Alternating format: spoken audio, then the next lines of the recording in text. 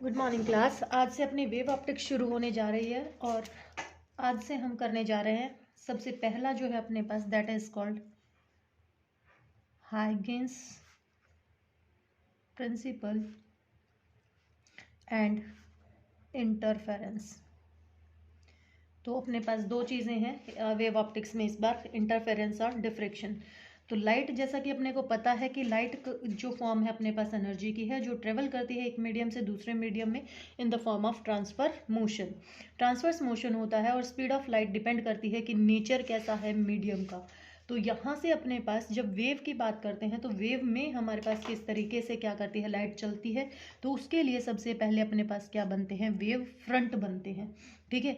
अब ये wave front जो होते हैं अपने पास, ये क्या होते हैं कि हमारे पास जैसे कि यहाँ पार्टिकल हैं तो ये पार्टिकल ऐसे वाइब्रेट कर रहे हैं। तो वाइब्रेट करने से, जैसे अगर मैं कहूँ कि अपने पास ये इसने इसको ट्रांसफ़र की, ये ऐसे ऐसे वाइब्रेट कर रहे थे, इसने फिर अगले को ट्रांसफ़र की, इसने फिर अगले को, तो ये जो बनते हैं अपने पास that is called wave front. तो ये तो अपने पास हो गया पैरेलल वेव फ्रंट की, पैरेलली अपने पास प्लेन वेव फ्रंट भी बोल सकते हैं इसको। अब जैसे यहाँ ऐसे ही सोर्स हो लाइट की और ये लाइट क्या कर रही है, ऐसे फैला रही है। तो ये लाइट जा रही है in the form of waves, तो इस तरीके से, तो ये क्या कर रही है, फैल रही है।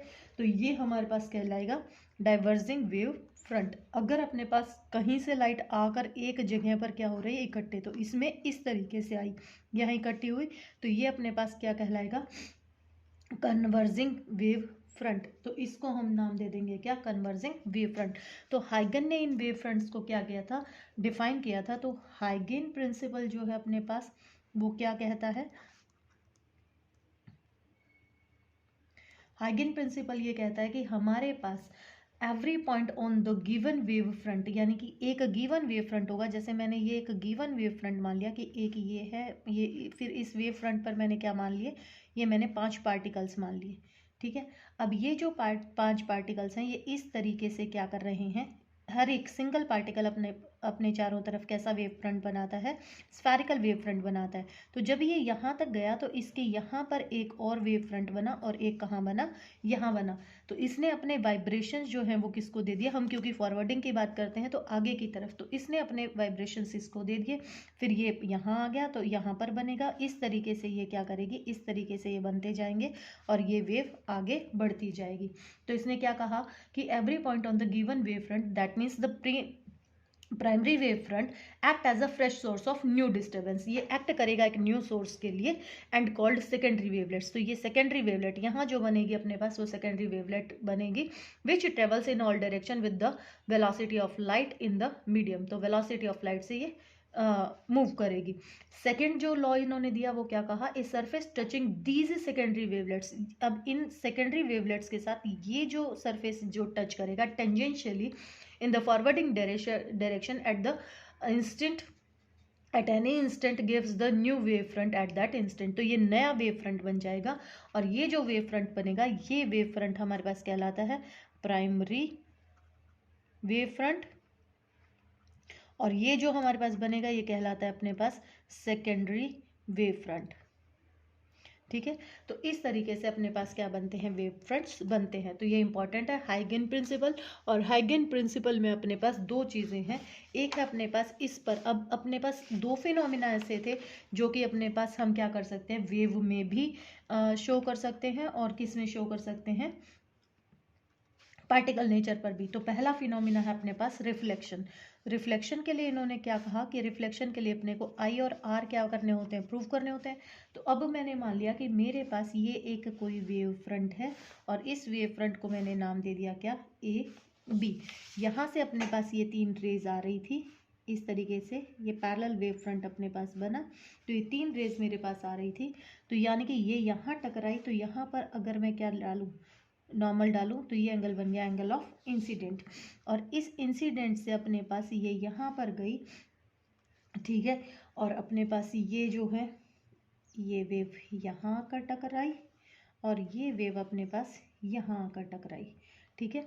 तो इसके लिए अपने पास यहाँ से जो ये वेव्स आएंगी कि ये वेव गई अपने पास, तो इससे अब हमने क्या किया, वेव फ्रंट खींचा और ये एक वेव फ्रंट मैंने यहाँ बना लिया और इसको नाम दे दिया मैंने बी डैश और इसको नाम दे दिया ए डैश। ठीक है। तो इसके लिए अपने पास यहाँ पर फिर नॉर्मल खींचा अपने पास, ये एंगल आई और ये एंगल आर, और इसके लिए अपने पास ये यहाँ पर आई थी, ठीक है, और ये यहाँ पर अपने पास क्या हो गई, रिफ्लेक्ट बैक हो गई। ये थर्ड वाली थी, ये सेकंड वाली, और ये फर्स्ट वाली, ये फर्स्ट सेकंड और थर्ड, ठीक है, ये इनकी रिफ्लेक्शंस हो गई अपने पास। तो हमारे पास ये जो एंगल है, ये एंगल हमारे पास कितना बना, ये यहाँ पर एंगल ऑफ रिफ्लेक्शन होगा, यहाँ पर नॉर्मल ड्रॉ कर दें तो ये एंगल ऑफ रिफ्लेक्शन होगा अपने पास, ठीक है। तो ये एंगल पूरा आई बनेगा और ये पूरा एंगल क्या बनेगा, आर बनेगा। तो ये कैसे बनेंगे अपने पास, ये अब हम यहाँ पर क्या करेंगे, प्रूव करेंगे। अब यहाँ पर देखो, इनको नाम दे दिए मैंने। तो अपने पास बी ए डैश, यहाँ से यहाँ पर जब लाइट पहुँची अपने पास, तो यानी कि यहाँ से मैं डिस्टेंस निकालूँ, स्पीड ऑफ लाइट कितनी थी ये, और टाइम लगा कितना ये, क्योंकि डिस्टर्बेंस तो सेम टाइम पर पहुँचेगी ना। और ए से बी डैश पर पहुँची, तो ए बी डैश भी हमारे पास बराबर होगा सी इंटू डेल्टा टी के। दैट मीन्स मैं यहाँ से कह सकती हूँ बी ए डैश बराबर है किसके, ए बी डैश के, क्योंकि सेम टाइम पर जब ये यहाँ पहुँचेगी तब ये यहाँ पहुँचेगी, तभी तो ये वेव फ्रंट बना अपने पास, ठीक है। अब अपने पास जो एंगल है, एंगल बी ए डैश, यानी कि ये जो एंगल है, ये है एंगल अपने पास कितना, आई। तो अगर अपने पास क्या है, साइड्स बराबर है, तो उनके आमने सामने के एंगल्स भी अपने पास क्या होंगे, बराबर होंगे, ठीक है। और angle B dash A dash और ए, ये एंगल है अपने पास कितना, आर। अब ट्रायंगल्स ले लें हम, ट्रायंगल्स हमने ले ली कौन कौन सी, A dash B, A dash B, और दूसरी ट्रायंगल ले ली मैंने A B dash A dash, A B dash A dash, ये ट्रायंगल्स ले ली मैंने। अब इसमें अपने पास ये तो हो गई कॉमन, ये तो हो गई अपने पास कॉमन, ठीक है। और ये जो बना अपने पास टेंजेंशियली बनता है अपने पास, तो ये और ये एंगल हो गया कितना 90 का, और ये साइड हम प्रूव कर चुके हैं कि ये साइड बराबर होगी किसके, इस साइड के। तो अपने पास यहाँ पर क्या बन गई, जो ट्रायंगल्स हैं, ट्रायंगल्स आर कॉन्ग्रुएंट, ट्रायंगल्स अपने पास क्या बन गई, कॉन्ग्रुएंट बन गई। और कॉन्ग्रुएंट है तो दैट मीन्स ये एंगल जो है अपने पास वो क्या होंगे, बराबर होंगे। तो ए डैश बराबर हो गया एंगल बी डैश ए की, दैट मीन्स एंगल आई बराबर हो गया किसके, एंगल आर के। तो ये हमारे पास जो फर्स्ट लॉ ऑफ रिफ्लेक्शन है, it proves the first law of reflection. तो ये हाइगन प्रिंसिपल था। इसी तरीके से हम क्या कर सकते हैं, रिफ्रैक्शन, सेकेंड जो प्रोसेस है अपने पास, that is called refraction. Refraction में क्या है अपने पास कि ये था अपने पास, इसको मैंने नाम दे दिया एक्स। यहाँ से मेरे पास फिर से वही कि ये रे आ रही थी, इससे मैंने एक वेव फ्रंट ले लिया, ये मेरे पास पहली रे थी, ये मेरे पास सेकंड रे आई, और ये मेरे पास थर्ड रे आई, ठीक है। ये रे आकर यहाँ टकराई, ये सीधी रे आ रही थी, यानी कि यहाँ पर अपने पास बेंड टुवर्ड्स द नॉर्मल, ये इधर चली गई, ये इधर चली गई, ठीक है। इससे वेव फ्रंट मैंने खींचा, इससे वेव फ्रंट मैंने ये खींच दिया, और ये मेरे पास क्या आ गई, थर्ड रे आ गई। तो इसको नाम दे दिया मैंने क्या, इस वेव फ्रंट को बी डैश ए डैश, इसको नाम दिया था ए बी, ठीक है। अब यानी कि यहाँ पर अगर मैं 90 डिग्री का एंगल खींचूँ तो ये एंगल हो गया कितना, आई। तो ये भी कितना होगा अपने पास, आई, अभी प्रूफ किए थे हमने ये। और ये है अपने पास रिफ्लेक्शन, तो ये एंगल हो गया रिफ्लेक्शन, और ये हो गया अपने पास कितना, आर, ठीक है। तो ये अपने पास क्या है, डेंसर है, और ये जो है अपने पास ये क्या है, रेरर है। अब अपन ने यहाँ पर क्या मान लिया कि स्पीड ऑफ लाइट जो है यहाँ पर इस मीडियम में c1 है, और इस मीडियम में अपने पास स्पीड ऑफ लाइट जो है वो कितनी हो गई है, c2 हो गई। तो रिफ्रैक्टिव इंडेक्स निकालें तो क्या होता है, c1 बाय क्या हो जाएगा अपने पास, c2। अब फिर से वही कि जब लाइट क्या हुई अपने पास बी से ए डैश में पहुंची, उसी टाइम पर अपने पास यहाँ से मैं वैल्यू निकाल लूँ, बी ए डैश डिस्टेंस निकाल लें, कितना हो गया c1 इंटू टी, ठीक है। इसी तरीके से मैं क्या निकाल लूँ, यहाँ पर ये वैल्यू निकाल लूँ, ए से बी डैश की निकाल लूँ। तो अपने पास जो लाइट पहुँची यहाँ से ए डैश तक जो अपने पास वैल्यू होगी वो अपने पास किसके बराबर हो जाएगी, यहाँ से वैल्यू निकाल लिए, ए बी डैश बराबर होगा किसके, c2 इंटू टी के। तो यानी कि जब यहाँ लाइट पहुँची उसी टाइम यहाँ पहुँची, वही सेम बात हो गई अपने पास। अब अपने पास हम क्या करें कि मैं ट्रायंगल ले लूँ। अब मैं इसमें से क्या कर रही हूँ, ट्रायंगल ले रही हूँ, इन ट्रायंगल कौन सी triangle, A dash B, A dash B. तो ये अपने पास बनता है 90 डिग्री का एंगल। तो ये हो गया अपने पास क्या, साइन लिख लूँ यहाँ से, साइन ऑफ आई बराबर होगा किसके, B A dash divided by A dash perpendicular upon hypotenuse. Similarly अब मैं इन ट्रायंगल ले लूँ, कौन सी, इन triangle A dash B dash, इसमें से लिखूँ साइन ऑफ आर। तो ये 90 का अपने पास, तो हमारे पास वैल्यू क्या आ गई यहाँ पर, A dash A B dash perpendicular divided by hypotenuse कौन सा हो गया, ए डैश। अब अपने को पता है दोनों को डिवाइड कर दें तो साइन आई बाय साइन किसके बराबर हो गया, आर के बराबर। ठीक है, तो यानी कि यहाँ से वैल्यू क्या आ गई अपने पास, B A dash divided by A dash into A dash divided by A B dash. ही कट गया, इनकी वैल्यू अपन ने पहले निकाली थी, ये वैल्यू पुट करो यहाँ पर। तो बी ए डैश की वैल्यू क्या थी अपने पास, C1 इंटू टी, और ठीक रखिए ना वैल्यू अपन ने, ठीक है। और ये हो जाएगी अपने पास कितनी, C2 इंटू टी, तो टी से टी कट गया, तो sine i by sine r की वैल्यू आ गई ये। और C1 बाय C2 की वैल्यू क्या आई थी अपने पास यहाँ पर, C1 बाय C2 किसके बराबर था, म्यू के बराबर, जो अपन ने पहले ही लिखा था, ये रहा।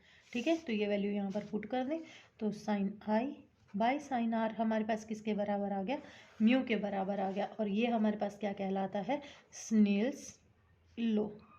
ठीक है, तो स्नेल्स लॉ आ गया अपने पास, दैट मीन्स कि यहाँ से हमने क्या प्रूव कर दिया, रिफ्रैक्शन प्रूव कर दिया है। सिमिलरली हम क्या निकाल सकते हैं, फ्रीक्वेंसी टर्म में निकाल सकते हैं। फ्रीक्वेंसी एक ऐसी क्वांटिटी होती है जब अपने पास लाइट एक जगह से दूसरी जगह पर जाती है तो ये कभी भी क्या नहीं करती, चेंज नहीं होती है। ठीक है, तो ये इम्पॉर्टेंट था अपने पास। और इसी तरीके से जैसे अब यहाँ पर है अपने पास, तो जैसे अब मैं ये ले लूँ, तो यहाँ से वेव फ्रंट अगर करेंगे तो इस तरीके से कि लाइट यहाँ से, क्योंकि ये डेंसर में से क्या कर रही है, सिर्फ एक पॉइंट से निकल रही है, तो यहाँ स्पीड कम हो जाएगी, तो इसलिए इसके वेव फ्रंट कुछ इस तरीके से बन जाएंगे।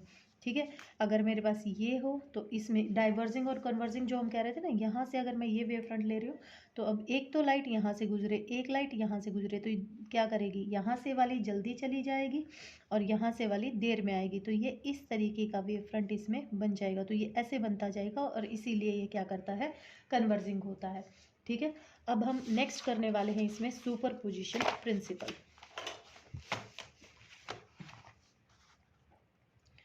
तो नेक्स्ट है अपने पास सुपरपोजिशन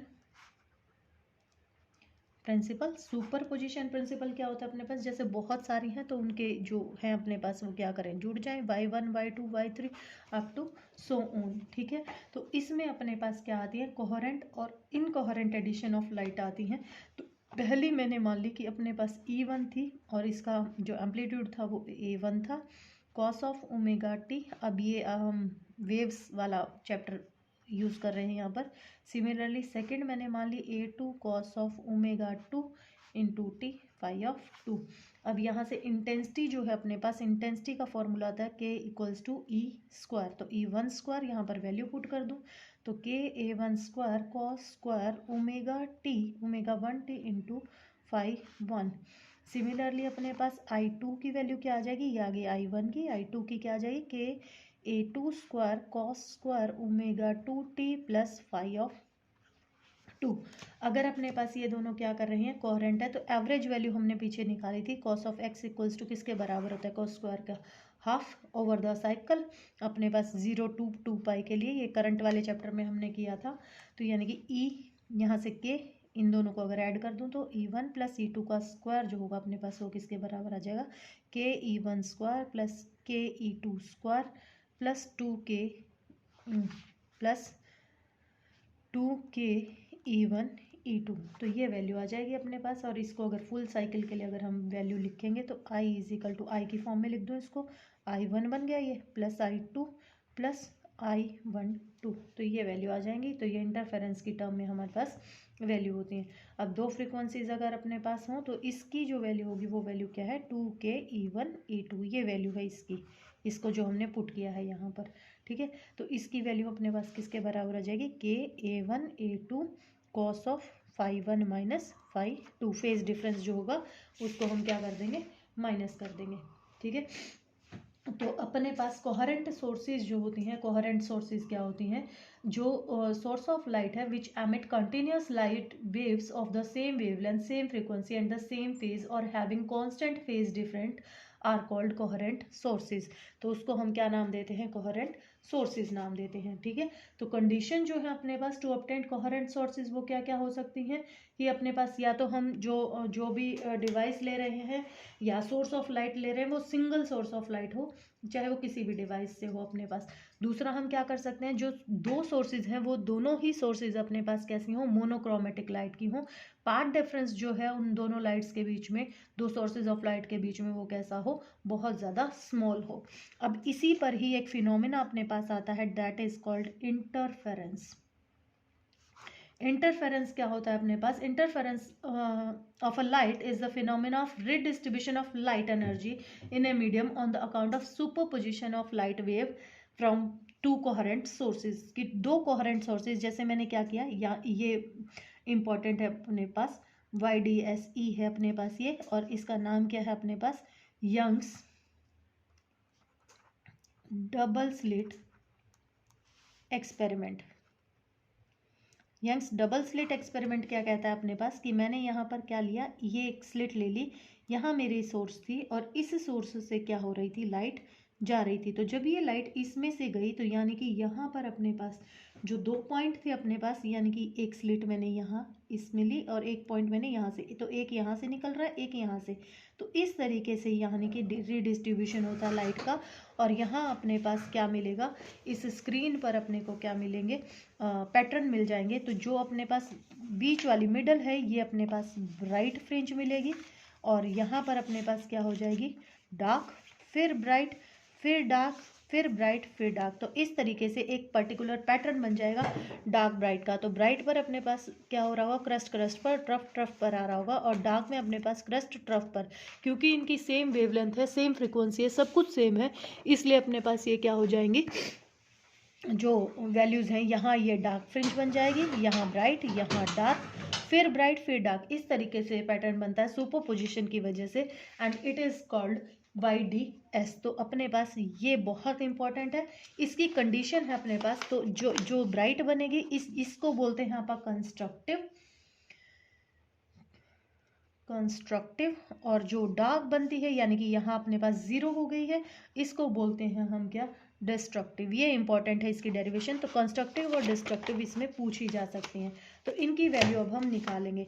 तो मैंने मान लिया कि मेरे पास पहले y1 इक्वल्स टू, पहली वेव मैंने मानी जो a sine of omega t, ठीक है, और y2 मैंने मान ली क्या है, b sine of omega t, और प्लस इसमें कोई ना कोई अपने पास क्या है, छोटा सा फेज डिफरेंस आया। तो अब अपने पास y की वैल्यू जो है वो जर्नल फॉर्म निकाल कर और फिर कंस्ट्रक्टिव डिस्ट्रक्टिव के लिए हम इसको पुट कर देंगे। तो सुपरपोजिशन प्रिंसिपल लगाया मैंने यहाँ पर, तो अपने पास क्या वैल्यू आ गई, a sine of omega t plus b sine of omega t plus 5, ठीक है। अब इस पर मैंने क्या लगा दिया, इस पर फॉर्मूला पुट करा मैंने, ये तो एज इट इज़ रहेगा, a sine of omega t plus B. इस पर फॉर्मूला लगाया मैंने साइन a प्लस बी का, ठीक है। तो ये क्या होगा, sine a cos b minus plus cos a sine b, ठीक है। अब क्या करें हम, इन दोनों में से साइन ओमेगा टी कॉमन ले लूँ मैं। तो साइन ऑफ ओमेगा टी मेरे पास कॉमन आ गया, अंदर बच गया a plus B cos of 5 और plus cos of omega t into B sine of 5। ये वैल्यू आ गई अपने पास। अब y की जो वैल्यू थी अपने पास, अब इनको पुट कर दें, इसको पुट कर दूं मैं, a plus B cos of 5 को मैंने पुट कर दिया r कॉस ऑफ थीटा, और यहाँ पर मैंने साइन ऑफ 5 को पुट कर दिया, b साइन ऑफ 5 को मैंने पुट कर दिया r साइन ऑफ थीटा। ये वैल्यूज पुट करो अब यहाँ पर। तो sine omega T r cos of theta plus cos of omega T r sine theta, r common ले लूँ, फिर से फॉर्मूला बन गया ये साइन a प्लस बी का। तो sine of omega t plus theta, ये जर्नल फॉर्म आ गई अपने पास। अब यहाँ पर हम क्या करेंगे, वैल्यूज निकालेंगे फॉर कंस्ट्रक्टिव। तो कंस्ट्रक्टिव इंटरफेरेंस के लिए अपने पास वैल्यू क्या आ जाएगी, यानी कि यहाँ पर अब cos ऑफ फाई की जो वैल्यू है वो क्या हो, अपने पास मैक्सिमम हो। आर की वैल्यू निकाल लें, आर की वैल्यू क्या आ जाएगी अपने पास, इन दोनों को इक्वेशन फर्स्ट और सेकंड को क्या करें, squaring and adding both side, तो वैल्यू क्या आ जाएगी अपने पास, under root A square plus B square plus 2ab cos of phi, ये वैल्यू आ जाएगी। तो cos ऑफ फाई को हम क्या निकालें, कंस्ट्रक्टिव के लिए निकाल रहे हैं हम, तो मैक्सिमम वैल्यू कितनी आनी चाहिए, +1। तो फाई की वैल्यू अपने पास कितनी हो सकती है, 2πr, ठीक है, 2πn। तो x के लिए वैल्यू क्या आ जाएगी, λ/2π/फाई। अब ये हमने 11th क्लास से लिखा है, यहाँ पे फाई की वैल्यू, फेज डिफरेंस की वैल्यू अब हम पुट कर देंगे, तो पुट करेंगे तो क्या आएगा, λ/2π/2πn, 2π से 2π कैंसिल, तो क्या आ गई n λ। तो x की वैल्यू क्या आ जाएगी अपने पास, n λ। अब n की वैल्यू क्या हो सकती है अपने पास, 1 2 3। फॉर डिस्ट्रक्टिव के लिए क्या वैल्यू आ जाएंगे अपने पास, फॉर डिस्ट्रक्टिव के लिए यानी कि cos ऑफ फाई की वैल्यू क्या हो अपने पास, मिनिमम हो। मिनिमम कितनी हो सकती है cos की वैल्यू, -1। तो एट एवरी ओड पाई अपने पास क्या होती है वैल्यू, -1, 3π 5π 7π। और इसकी जर्नल फॉर्म के लिए क्या लिखते हैं, phi is equal to 2n-1 into pi. अब फिर से वैल्यू पुट कर सकते हो, यहाँ पर यहाँ वैल्यू पुट करो तो x is equal to λ/2π into 2n-1 pi, ये कट जाएगा। तो वैल्यू क्या आ गई अपने पास, x is equal to λ/2n-1। और ये वैल्यूज़ हम यहाँ पर क्या कर देंगे, पुट कर देंगे, ठीक है। पाई से पाई कटा तो λ/2 बचेगा यहाँ पर अपने पास। तो ये कंडीशंस हमारे पास जो होंगी, ये कंडीशंस हमारे पास किसकी हो जाएंगी, डिस्ट्रक्टिव इंटरफेरेंस की हो जाएंगी। अब इसी तरीके से हम क्या निकाल सकते हैं, एनर्जी निकाल सकते हैं, इंटरफेरेंस एंड एनर्जी कंजर्वेशन। तो आई की वैल्यू अपने पास एवरेज किसके बराबर होगी, यानी कि intensity maximum plus intensity minimum, और डिवाइडेड बाय क्या होगा, 2। तो इसके लिए वैल्यू क्या आई थी अपने पास, a प्लस बी का होल स्क्वायर प्लस के a माइनस बी का होल स्क्वायर, और डिवाइडेड बाय 2। तो आई एवरेज की वैल्यू हो जाएगी अपने पास 2ka² plus B square divided by 2। 2 से 2 कैंसिल हो जाएगा, तो ka² प्लस बी स्क्वायर, ये वैल्यू आ जाएगी अपने पास एवरेज की, ठीक है। इसी तरीके से इसमें एक लास्ट जो टॉपिक है अपने पास, वो बहुत इंपॉर्टेंट है, और ये एक्सप्रेशन है किसके लिए, फ्रिंज विड्थ के लिए। तो ये एक्सप्रेशन आपने ज़रूर करना है, इम्पॉर्टेंट डेरिवेशन है ये, expression for fringe width in interference और theory of interference of light. तो इसके लिए हम क्या करेंगे यहाँ पर, कि मैंने यहाँ पर ये स्लिट्स ले ली, ठीक है, ये मेरा सेंटर हो गया O, और यहाँ मैंने ले ली क्या, स्क्रीन। इससे यहाँ पर लाइट गई, पार्ट डिफरेंस निकालूंगी मैं यहाँ पर, और इसको नाम दे दिया मैंने A, इसको नाम दे दिया मैंने B। तो ये स्क्रीन थी मेरे पास। अब यहाँ पर अपने पास इससे मैंने यहाँ पर परपेंडिकुलर डाला, इसको नाम दे दिया E, ये सेंटर था, इसको नाम दे दिया मैंने F, ठीक है। अब इसको नाम दे दिया मैंने P। अब यहाँ से यहाँ तक का जो था ये था D, और ये जो इतना पार्ट था अपने पास ये D/2, और ये भी कितना D/2, और यहाँ से यहाँ तक ये हो गया अपने पास कैपिटल D। तो अपने को पार्ट डिफरेंस निकालना है, यानी कि AP और BP। अब देखने से ही पता चल रहा है BP बड़ा किससे, AP से। तो अपने पास डिफरेंस कितना आ जाएगा यहाँ पर, difference is equal to BP माइनस AP, ठीक है। अब ये मिड पॉइंट था अपने पास, तो ये हाफ हाफ हो गए अपने पास। तो इनकी वैल्यू निकाल लूँ मैं पाइथागोरस से, ये 90 डिग्री का एंगल हो गया। एक बार मैं ट्रायंगल ले लूँ, इन ट्रायंगल APE, और एक बार ट्रायंगल ले लूँगी मैं क्या, AFP, ठीक है। तो वैल्यू निकालो, AP की वैल्यू क्या आ जाएगी आपके पास, निकालिए। तो AP के लिए वैल्यू निकालें हम, तो ये हो गई अपने पास कितना, 90 डिग्री का। लगाओ फॉर्मूला, हाइपोटेन्यूज का स्क्वायर बराबर होगा AE का स्क्वायर और प्लस EP का स्क्वायर, ठीक है। अब ये यहाँ से और यहाँ तक ये जो था अपने पास, ये कितना था, x था, ठीक है। तो यानी कि यहाँ से यहाँ तक वैल्यू अपने पास किसके बराबर हो जाएगी। अब ये जो था यहाँ से यहाँ तक ये डी था, तो ये डी हो गया, तो ये कितना बच गया अपने पास x minus d by two. ठीक है, तो ये वैल्यू पुट करो यहाँ पर, तो ये तो हो गया D square plus x minus d by to का होल स्क्वायर। ठीक है, तो ये वैल्यू आ गई किसकी, आपके ए पी की वैल्यू आ गई, और ए पी, और इस पर अब यहाँ पर क्या आ जाएगी, पावर 1/2। अब इसमें से मैं क्या करूँ, डी कॉमन निकाल लूँ। डी कॉमन निकाला तो यहाँ आ गई अपने पास, क्योंकि मैं बाइनोमियल एक्सपेंड करूँगी इस पर, इसलिए मैंने ऐसा किया है, plus x minus d by two का square divided by d square और रेज टू पावर 1/2। अब इस पर मैं बाइनोमियल एक्सपेंड कर दूँ तो the first term as it is, power आगे आ जाएगी, पावर आगे आ गई 1/2, x as it is x minus d by two का square divided by d square. ठीक है, तो ये वैल्यू आ गई अपने पास किसकी, ए पी की। सिमिलरली आप क्या लिख सकते हैं, बी पी की वैल्यू, अब मैं सीधा लिखूंगी यहाँ पर, बी पी की वैल्यू भी क्या आ जाएगी मेरे पास, डी 1 प्लस, अब यहाँ पर क्या हो जाएगा, ये पूरा डिस्टेंस हो जाएगा, तो ये एक्स तो ये था ही, और डी बाई टू ये, तो डिस्टेंस कितना हो जाएगा, x plus d by two का हो जाएगा अपने पास, तो x plus d by two का square divided by d square. ये वैल्यू आ गई अपने पास किसकी, बीपी की, आफ्टर बाइनोमियल। अब अपने पास ये दोनों वैल्यूज जो हैं वो इस फॉर्मूले में हम पुट कर देंगे। करो सॉल्व अब इसको, तो B P minus A P equals to d, common निकालो दोनों में से, 1 plus x plus d by two का square divided by 2d square minus 1 minus x minus d by two का square divided by 2d square. तो LCM ले लिया यहाँ से, 2d बाहर ही ले जाऊँ, d 2d स्क्वायर, एक d से एक d कैंसिल हो गया, अंदर क्या बच गया, x plus d by two का square minus x minus d by two का स्क्वायर। तो अब ये क्या बन गया अपने पास, A square A plus B का square minus A minus B का स्क्वायर, तो A square minus B square हो जाएगा ये अपने पास। दोनों को खोल दो, दोनों को खोलेंगे तो क्या वैल्यू आ गई अपने पास, B P minus A P equals to 1/2d, और इनटू में क्या वैल्यू आ जाएगी अपने पास, 4x डी बाई टू, तो ये कैंसिल हो जाएगा अपने पास, और वैल्यू क्या आ गई, x डी बाय डी। ठीक है, तो ये वैल्यू आ गई अपने पास किसकी, पार्ट डिफरेंस की।